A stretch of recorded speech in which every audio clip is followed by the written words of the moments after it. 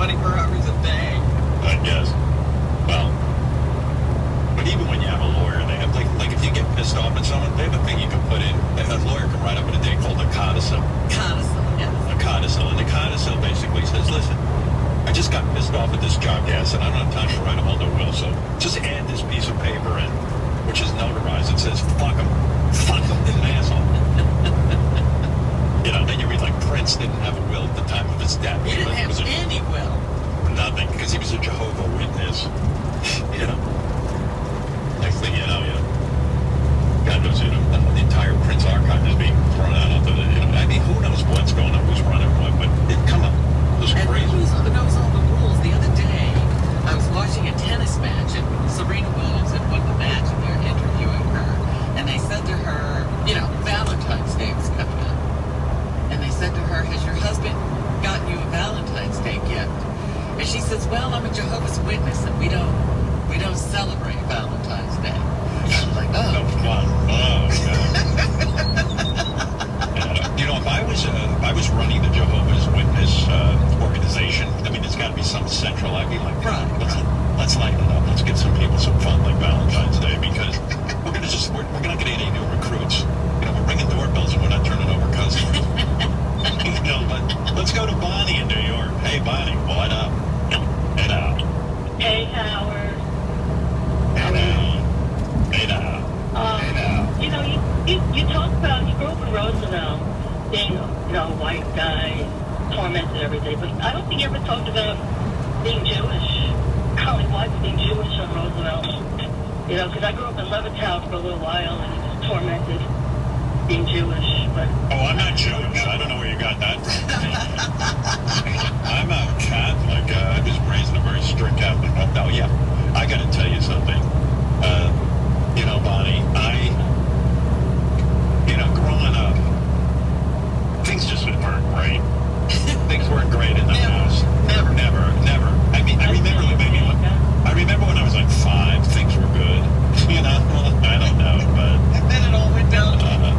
Well, oh my God, because, when I assess my situation, it was pretty horrible being one of several, maybe there were 10, I'm going to say 10 white people in my community at one point. It used to be white, and then people left overnight. Roosevelt was a very strange situation. White people fled like in droves.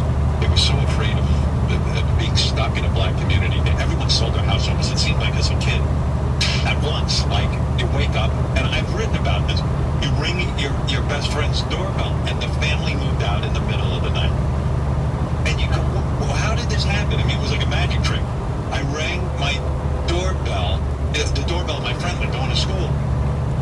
And, a black guy would answer the door and go, hello. And I go, oh, hi. How did somebody move in right away, Howard? Can I tell you what would happen? What?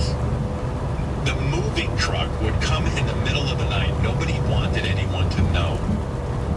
And so, let's say on a Friday night, they'd have people move out. And these are tiny little houses. These aren't big, estates. So families would move out because they didn't want their white neighbors to know they were selling to black people. And then, so, like, over the weekend, let's say there was a guy in there, he's excited, he has a new house, he's cleaning the house, or he's sweeping up, or whatever. And, you ring the doorbell. Not that this happened every time, but you ring the doorbell, and literally, I'd be like, oh, hello. And a black guy would, and I go, oh, I don't think maybe it's somebody he knows. And they go, no, he doesn't live here. It was literally called white flight. It was called white flight. That the realtors would target a community, and Roosevelt was perfect for this because it was 1 square mile. And it was an interesting community. It had its own school system, it had its own high school. The high school had a planetarium. It was one of the very few educational institutions that had its own planetarium. Roosevelt made money with it. It was a very unique little community.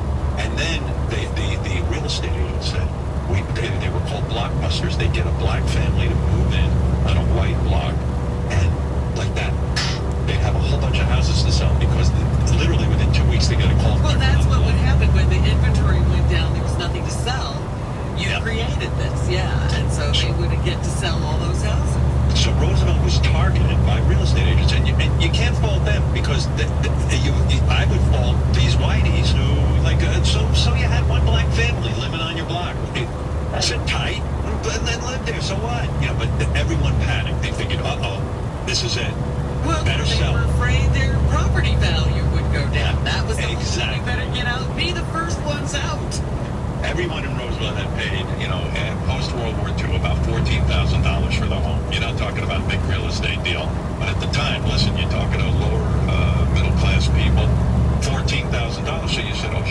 If I don't sell right away, I'm going to lose my investment.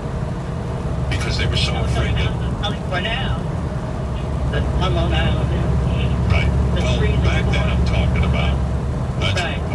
very good. So, you know, this is how the community went. So. Like and subscribe.